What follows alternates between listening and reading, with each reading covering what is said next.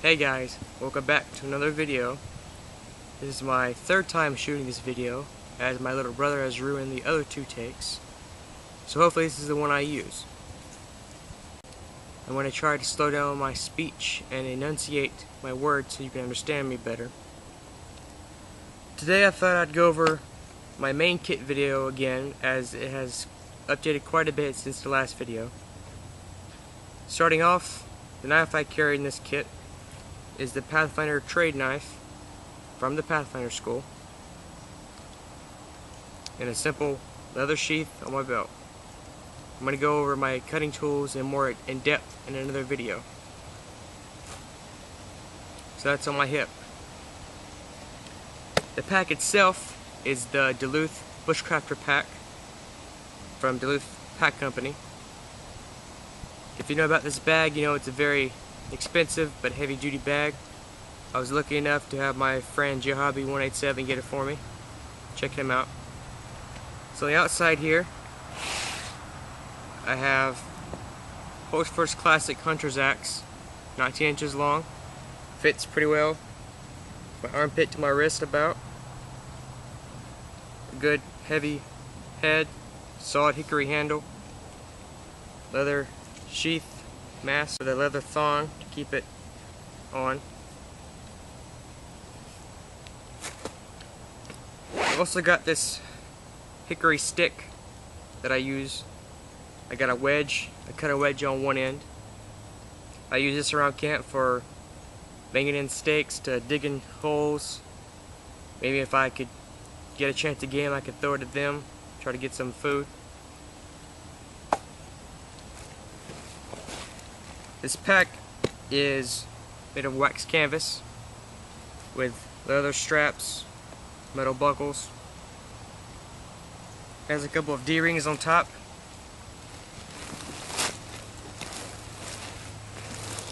Very thick and comfortable shoulder straps, leather and wet cotton webbing with a pretty wide hip strap. The reason I chose the wax canvas is so that it'd be very waterproof. On my other pack, I kept a few of my blankets on the outside, and yeah, they're still wool, so if it gets wet it's not that bad, but I prefer all my gear to stay dry as possible. It has two outside compartments and one big bucket style pouch with a back sleeve in between the two pockets, which I love that. This pocket right here remains my cordage pocket. I have two hanks of what's called mule tape, 1,800 pound breaking strength. Again, 25 feet long each. I use these for my hammock setup when I want to use a hammock.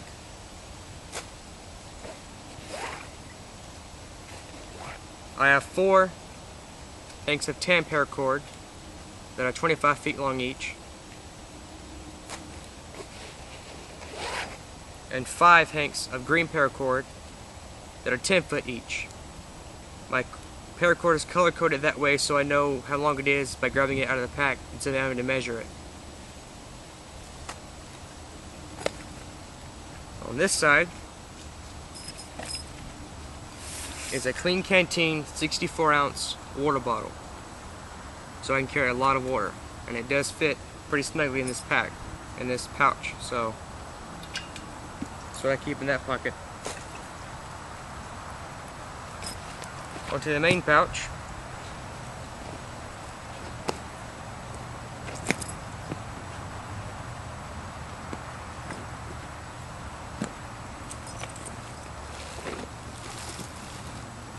Right on top here, I have another Duluth item. This is the Duluth Pathfinder cot. I don't exactly remember the specs of it. It's about 7 or 8 feet long and about 3 or 4 feet wide. Leather straps to keep it rolled up. I'll go more in depth in this in another video as well. But I can use this basically as a ground pad or as a hammock.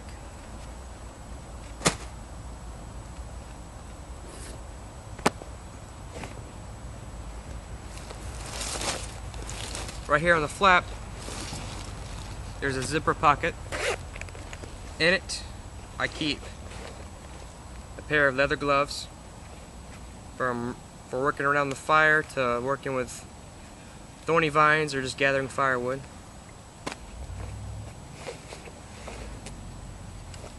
Bahco Laplander folding saw. Highly recommend these. Again, I'll go over it in another video. And my backup knife of choice is the Mora Bushcraft Black.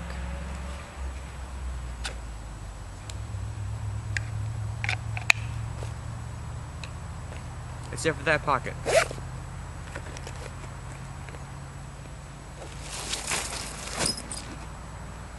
Right on top here I've got a Tent Smith's oilskin watch coat. Basically this is my rain gear.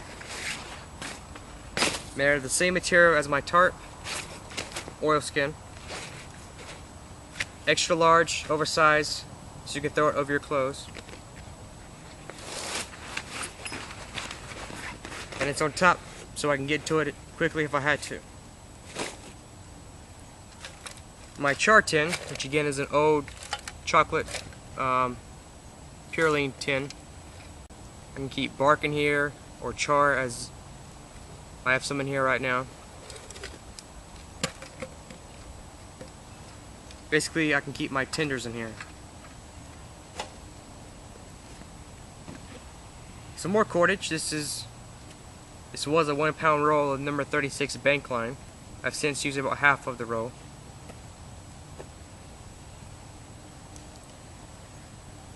Three foot by 3 foot schmog, tan color. Color doesn't really matter to me, but good natural tone is alright. Many uses for this, which again I'll go over in another video. Another water bottle. This is the Pathfinder 40 ounce stainless steel canteen, kidney shaped like the old military canteens are, with its own cup and lid, both stainless steel, and carrying case, which is MOLLE attachable.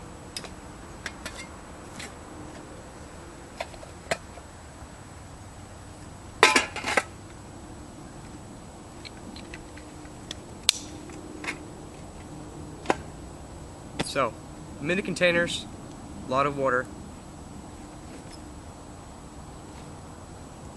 Just an old bed sheet, 100% cotton. I sewed up around like a sleeping bag. But I don't really use it for that. I use it as a pillow, extra large pillow. I can stuff with leaves or clothes to use it as a pillow. Something highly underrated out here in the woods. You can see a lot of bulk left, but only 4 items left in total. This is a 100% wool Army surplus blanket. I'm not sure if it's a twin or a full size, but it'll probably fit an average size bed. Very good deal. Only $25. I recommend picking one of these up if you can find them. And don't trust what they say. I always go by the tag. On this tag it does say 100% wool right there. So another wool blanket. This one happens to be the Pathfinder queen size wool blanket from the Pathfinder school. If you'll notice, most of my gear comes from either an Army surplus store or the Pathfinder school. I'm a big follower and believer in the Pathfinder system, so you can see a lot of this in this kit.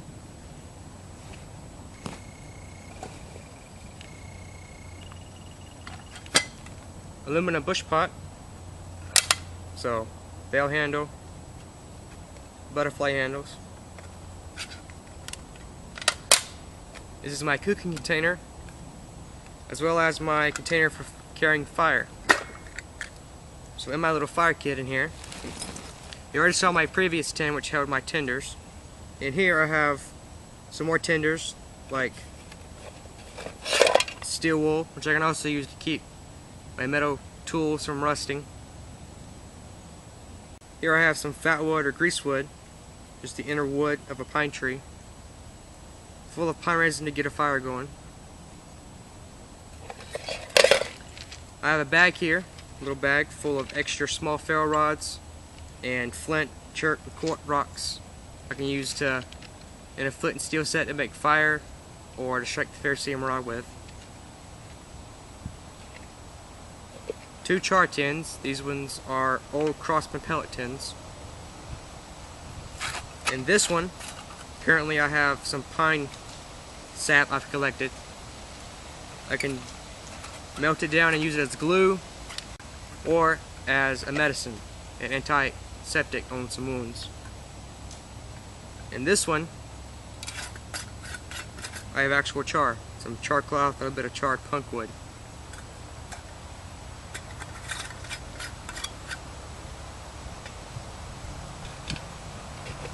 I also carry 2 magnifying glasses.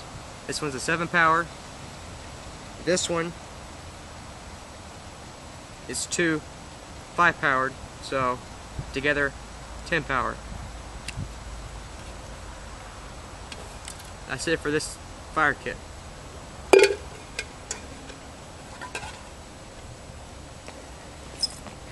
The last thing I have in here is my 8-foot by 8-foot oilskin tarp from tentsmiths.com. A little pricey, and it's a little heavy to carry every day like I do. I prefer this over Sonai or other tarp materials. For one, it's spark resistant. You get it close to a fire, some sparks get onto it, it's fine. Do that with Sonai, you get holes. Holes get bigger, you gotta get a different tarp. This one has tie-outs on it, all around the edges and down the middle. Again, 8 foot by 8 foot, so very large, enough to hold me and my gear and some extra room. Very heavy duty. I recommend this. It's also more natural. I like to have natural material. This is more natural than a Sonai tarp would be.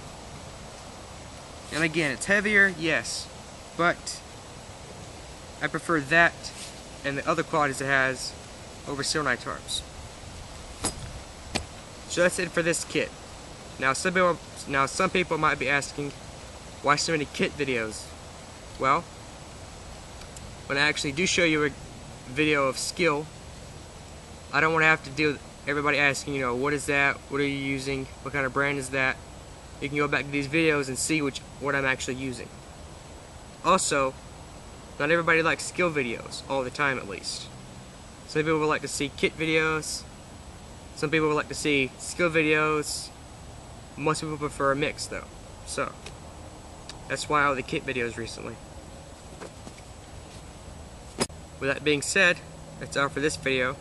Thanks for joining me. Until the next time, see you later.